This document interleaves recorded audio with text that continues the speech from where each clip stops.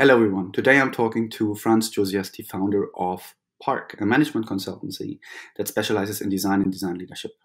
Not only will we talk about 25 years of working with many clients in just about 30 minutes, we'll also talk about Park Academy, which came out of work they did with Lego, which is, as a company, very known for design and innovation. I hope you'll enjoy. Before the interview, a quick word from our very first sponsor, Zencastr. We use Zencastr for all our audio and video recording, and it's a very nifty tool that splits up all the channels for very easy editing. Zencastr is used by 10% of all active podcasts. You can get 40% off the first 3 months and unlimited audio and video recordings with our special coupon code WICKEDPODCAST. I repeat, Wicked Podcast for 40% off. And now, the interview.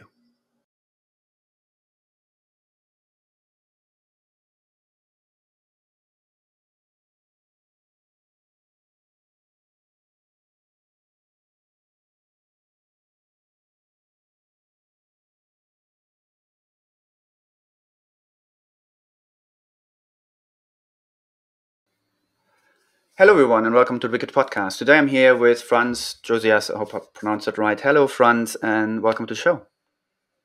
Hello Marcus, thank you for having me here in your show and sharing some 25 years of working with design leaders. So go ahead. Okay, 25 years in 30 minutes. That's a new challenge. That would be really good. But let's see how we can do that. So let's start from the top as usual. Please tell us who you are and what you do. Yeah, so Frans Joziasse, apparently Dutch, background in industrial design engineering as well as business. Did an MBA. One of the few designers probably who did that, but it brought me to where I am now today, I think. So that helped a lot to understand the business from inside better. Our company Park, co-founder and director. Our mission is to empower design leaders, and we have done this over the last 25 years. I think we have worked with around 200 organizations. The likes of Lego, Halion, BMW, HP, Philips, etc. And what we try to do is to build and scale design capabilities for those organizations. And it can be a mix of internal capabilities, but sometimes also how to set up their external network of agencies they work with. And then the offers we have is consulting. So that's, let's say, the foundation of what we do. We coach, but also since 10 years we have a Park Academy that runs design leadership education for those designers that want to evolve their career. Mm-hmm. Wonderful and very impressive. Let's talk about the value of design. So, in my job, I work a lot in change and transformation. I work with a lot of companies where design is on a very low maturity level, has not necessarily been considered too much to be a value to the bottom line. Even so, there's lots of evidence out there that we know how important and how valuable design can be. How would you sort of describe what sort of the biggest value is, how design brings themselves into businesses like that? And maybe as a side question to that, if there's any particular industry differences you see, or if that's sort of a general a value that design can represent. To start with the last question, no, I don't see any differences in industry. We work across many different companies, from software to service industry to, let's say, old economy, FMCG manufacturers. And I think in general, on an abstract level, what design can do in terms of value is the same. I don't see a difference. Yes, the things they make or produce or code are different. The lead times are different. The costs and the risks are different. But what design can add to the business is the same. And we have identified many benefits that design can have for a business. The first thing is that it is important for design to get established as a, we call it a critical core competence. If that's not the case, it becomes very difficult to add this value, because for me, a critical core competence is one that if the company does not invest in that competence, hence design, it will lose competitive advantage, right? And in this case, not all, but the majority of the companies we work with have established over the years internal design functions, and they are very well integrated into the business agenda of those companies. So this connection between what the business goals are and what design's job is to deliver and contribute to those business goals is critical, and they have to be defined very simply. A lot of designers either don't have the connection to the business strategy, don't even know what the business goals are well enough, and cannot express to the top management what their value could be and in contributing to those business goals. But if you have that clearly defined, it's actually not so difficult, and it is normal for any function in an organization to look at the value they have. And they are more or less the same. They are in the areas of efficiencies, they are in the area of effectiveness, they are in the area of increasing collaboration, or being a bridge builder, leading innovations, and they can all lead to a big growth potential for companies. But just a simple example, if the corporate agenda of a company, and nowadays of many it is to push sustainability, yeah, then design must and can prove its contribution with, for example, circular design. Then it needs to set up, design leaders need to set up the right processes, the right tools, the right competencies, hire the right expert designers who know about circular design. And if you do that in a planned way and connect that again to what the business expectations are, then if you do it well on the long term, you can also start to challenge the corporate sustainability agenda. But first, you have to build this foundation, and you have to deliver, you have to prove the value, right? Wonderful. Simple as it sounds simple. It sounds, yes, I think, and we've all been there, right? It sounds simple, but the devil's in the detail, and Yes. changing mindsets and understanding is often quite a thing. And there's a question I'm going to ask about that in a second, but I want to first actually pick up a little bit on the fact that you mentioned earlier that you're one of the few designers who's done an MBA, which sounds great, because I think I remember when I was talking to Doug Powell many years ago. He said, one of the biggest issues, we as designers have to learn more about business, because the business is not going to learn about design. What were sort of your biggest learnings when you did that to help you, be a better designer that can talk better to business in that sense? What do you think was some of your key learnings where you go, now I get it, why no one's listening, or something like that? Yeah, it was actually very simple at the end. People asked me as a designer, what are you doing there? It was in London, was at Westminster University. It was an MBA in design management that does unfortunately not exist anymore. It delivered a kind of 80 graduates in total.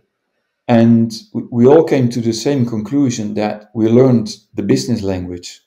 Yeah, we learned the business frameworks, and we found out that how the business people look at design is completely different as we thought, as we looked to the business. And there was just this big gap in the understanding, the awareness of what design can do. But also we as designers, and I talk about the 90s now, the 90s, we were, of course, at the same time idealists. We were convinced that everybody was waiting for us, and that we were asked, and that there was a big demand for design, which was actually not the fact. We were fighting our way into the companies. We were trying to get up to the ladder, and it did not really work because we were simply using the wrong language, the wrong frameworks, and we were too far away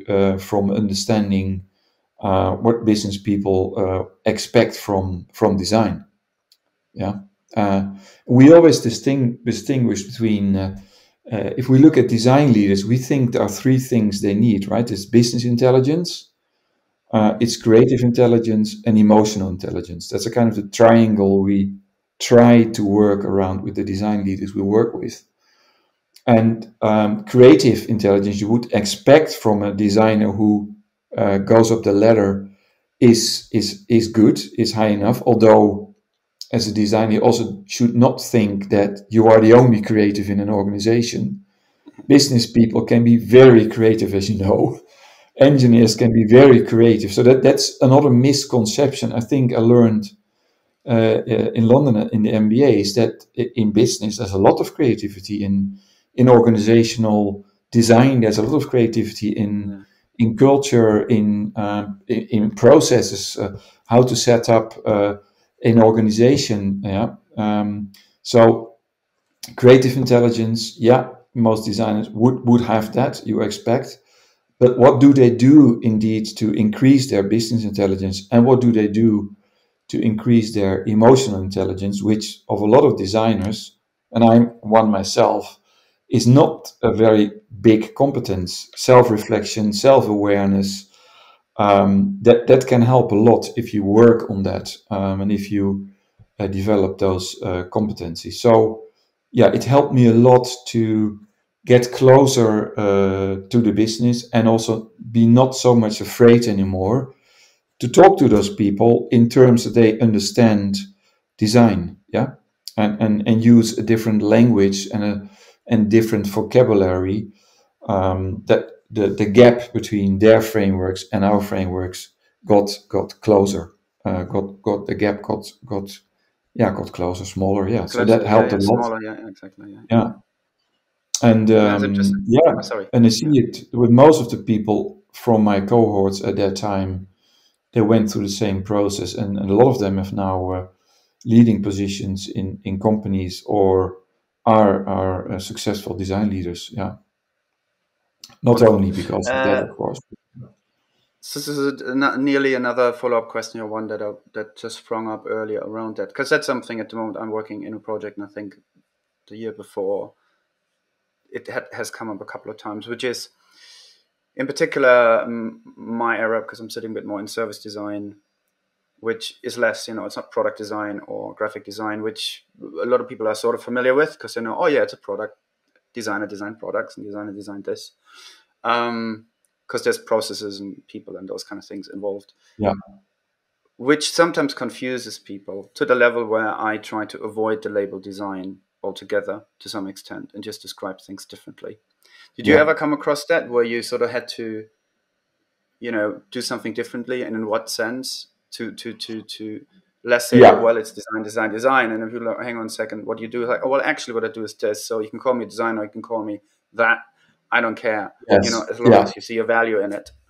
But first, one thing you said, service design, and then graphic design, etc. I think first to that one, we have to be careful as a design industry that we do not fragment too much. It is very good that the maturity of design has grown over the last 10, 15 years a lot. You get design experts, design expertise, specialisms, and we should not create silos, right? I hear a lot that service designers say we are everything, and then I hear UX designers, we are everything, and then I hear product designers, no, product designers, we are more important.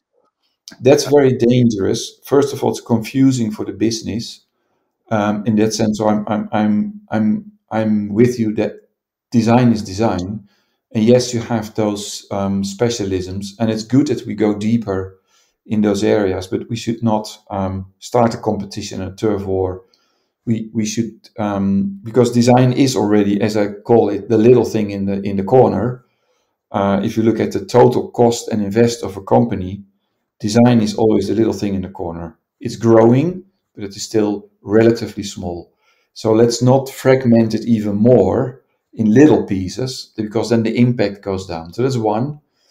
And then to your question about the word design, yeah, that even depends on the country.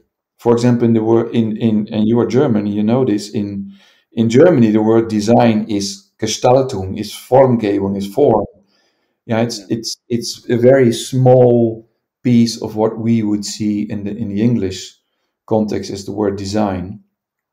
And sometimes that works against you, because if you come in and you want, as we want, to build internal competencies around design, and on the longer term like to establish a design function at companies with a design leader, that can be a hinder. So yeah, indeed, tactically we sometimes don't use the word design, we use the word innovation, or we use the word experience, or we use the word brand, or let's say the entrance, depending on the context of the company and where we start. Can be innovation, can be experience, can be brand, can be technology, or can be design. It depends. And in some companies, it's very well balanced. Yeah, for example, at our long-term client Lego, I would say the triangle design, innovation, and brand is very well balanced. Right? It's not none of it's very integrated. It's actually one. If we could invent a word that combines brand, innovation, design, that would be great. And in some companies, even if there are a lot of designers, like at BMW, or thousands of designers, but technology is king, right? Engineering is king. So there, even design, it has evolved, is still in a room with 20 designers, 20 engineers. There's one designer, right? Yeah. And he comes into a room, or she, and the engineers tell that person, "Oh, tried it before. It's too expensive. It doesn't work." So yeah. So is the word design in that sense an advantage? No. So yeah, you have to be very careful with the word design.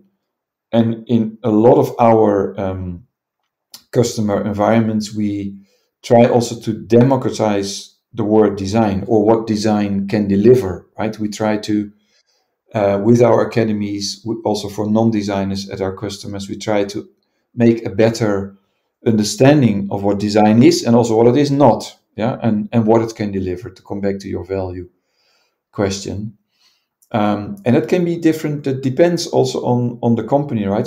Design can be very much biased toward brand and user experience. It can be very much biased to make innovation more user customer centered. It can be around optimizing processes and organizations. Yeah, the context will give also a meaning to the word design.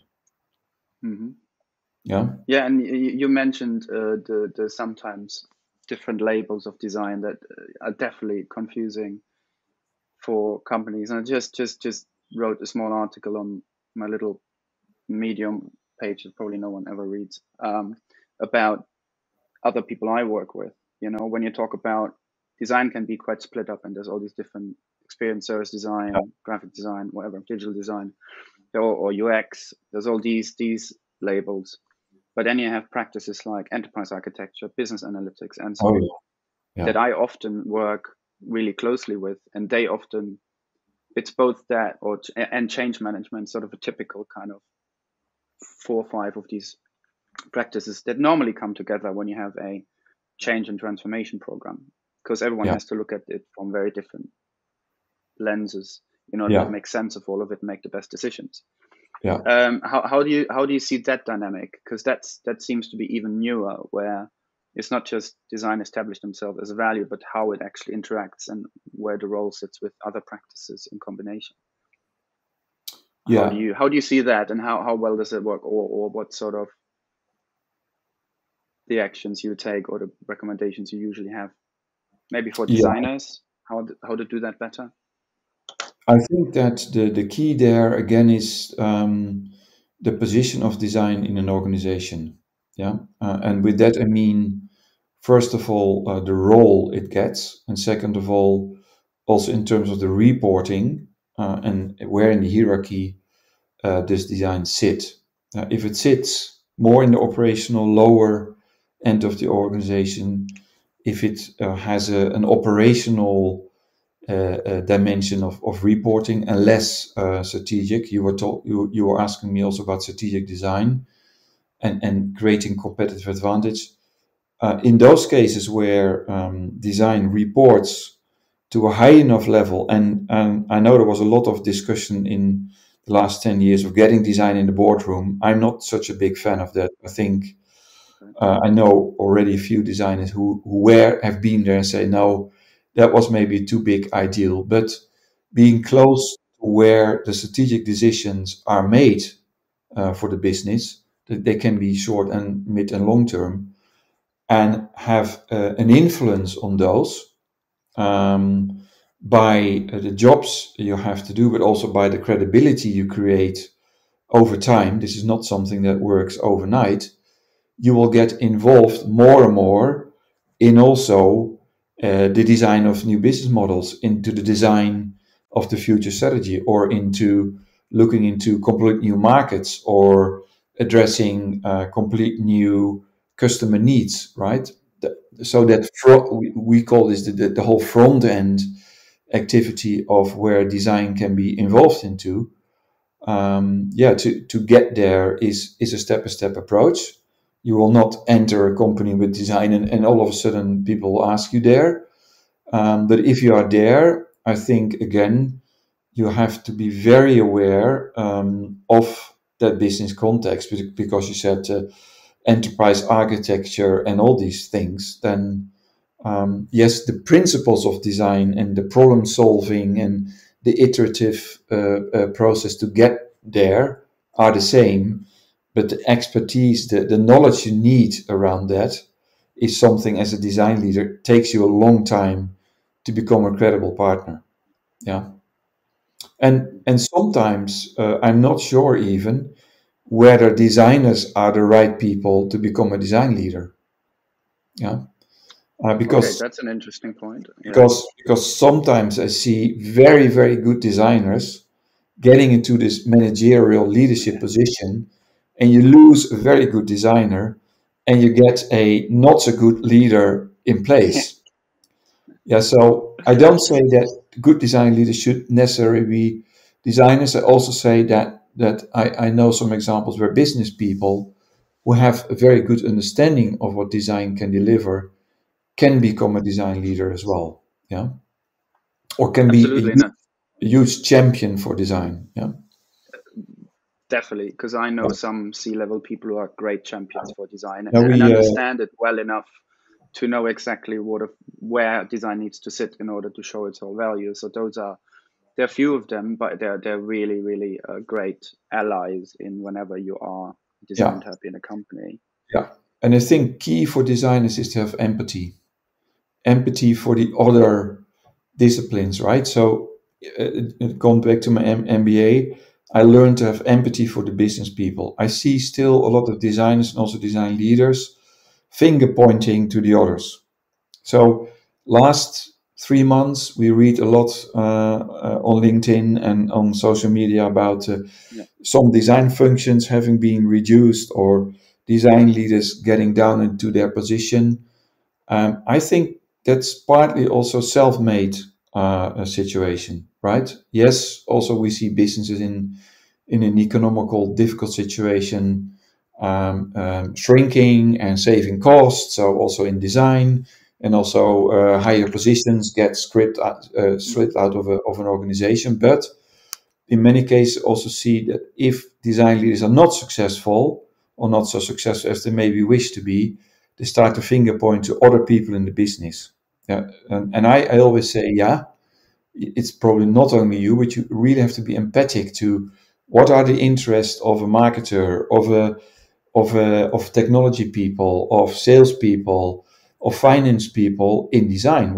How could you express the value of what you do to them? And if you are good at that, if your storytelling is good, and if you have to use the right frameworks, then it is easier to maintain and to sustain design as a core competence. Otherwise, the danger could be that design becomes the flavor of the day, and CEOs change, and a new CEO comes in and doesn't understand design well enough, and then, yeah, it disappears as fast as it was built.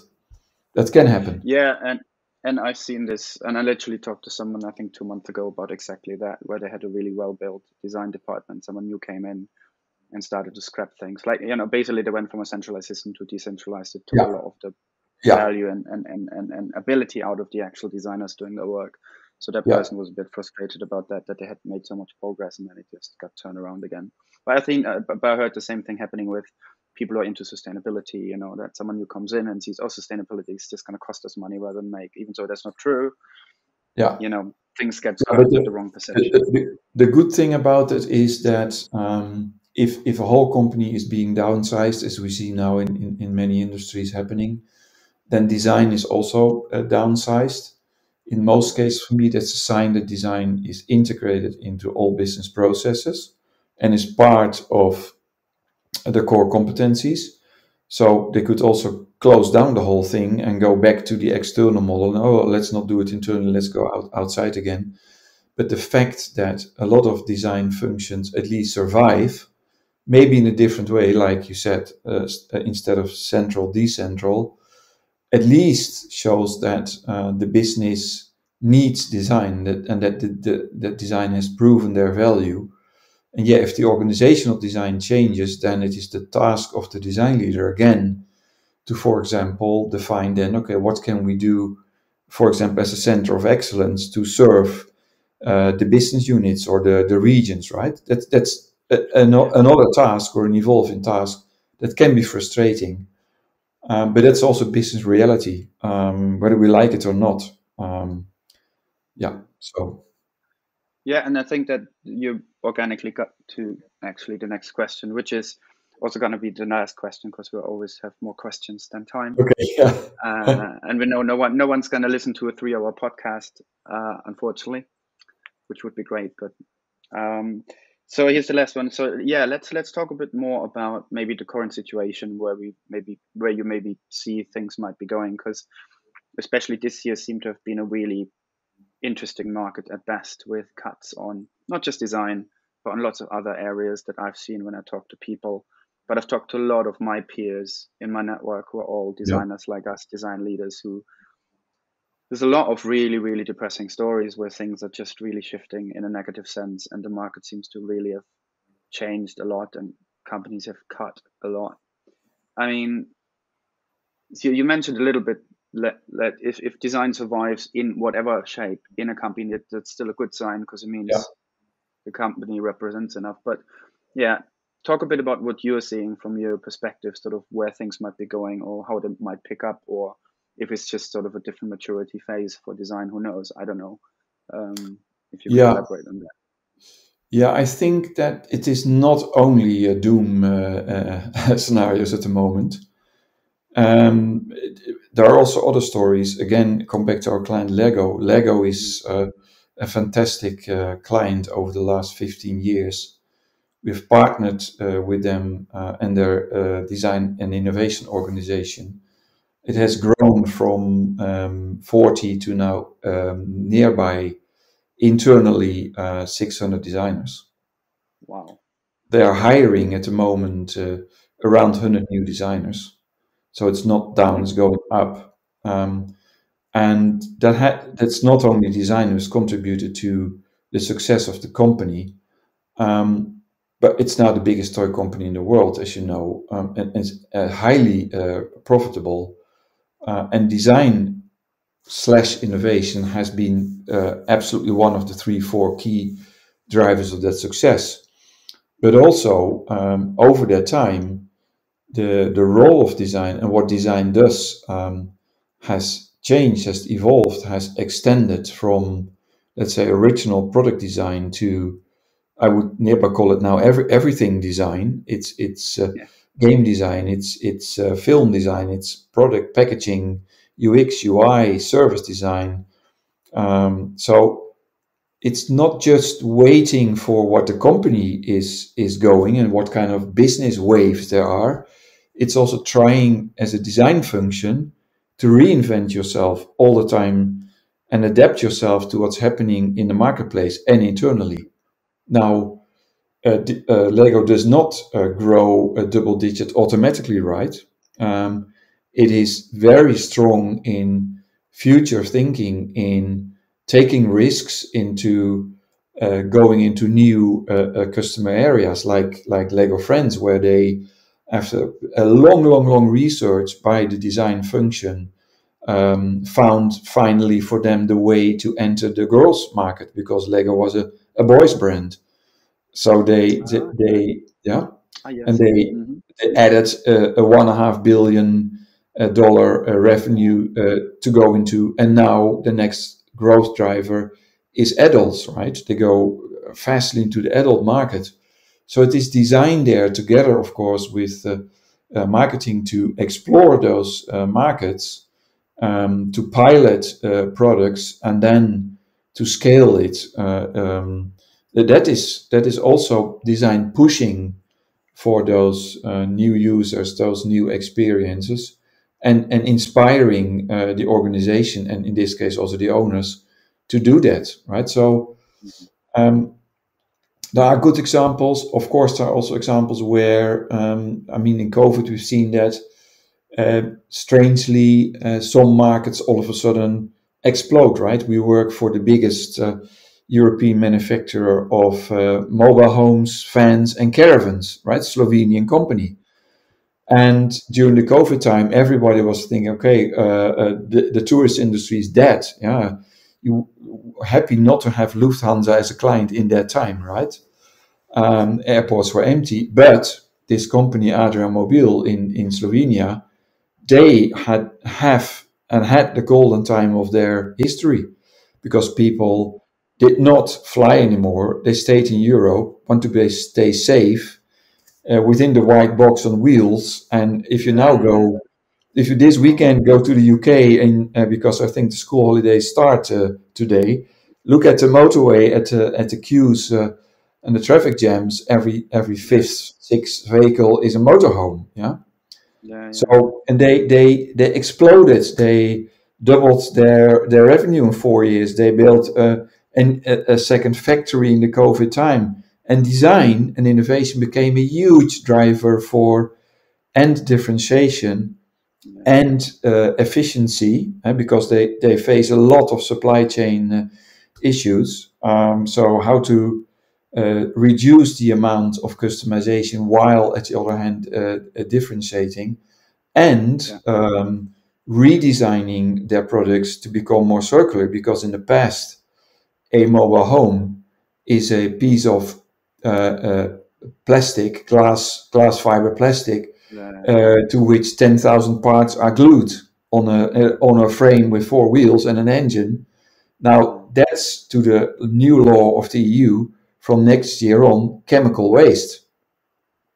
That's very expensive to bring your old mobile home to the scrap place.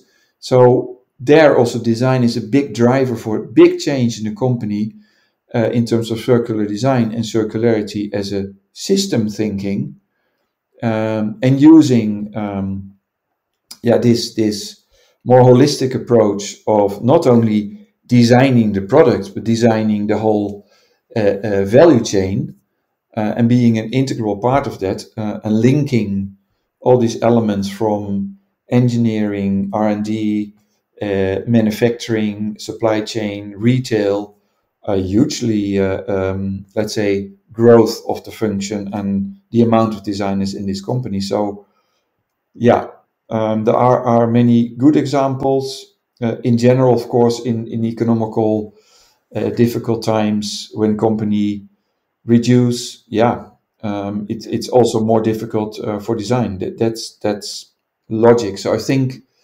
design should find. I was talking about sustainability, absolutely growing area. I think design, social design, design for government and public, is absolutely a fastly growing area, specifically in the UK, the Netherlands, and Scandinavian countries. Design is penetrating in those areas hugely successfully. So getting closer to the citizens of countries, of cities, and trying to empathize with their needs, and designing services that make sense and are easier and make more relevant to you. So there are enough areas for design to grow into. Absolutely. Wonderful. I think that's a really nice positive story right at the end. So it all gives us hope. Yeah. And I therefore thank you so much, Franz, for all those insights and for those stories. That was really, really insightful. And thank you for your time. Yes, it was a pleasure for contributing to your podcast, Marcus, and hopefully we get a lot of listeners. You've been listening to The Wicked Podcast with co-host Marcus Kirsch and me, Troy Norcross. Please subscribe on Podomatic, iTunes, or Spotify. You can find all relevant links in the show notes. Please tell us your thoughts in the comment section and let us know about any books for future episodes. You can also get in touch with us directly on Twitter on @WickedandBeyond or @Troy_Norcross. Also, learn more about the Wicked Company book and the Wicked Company project at wickedcompany.com.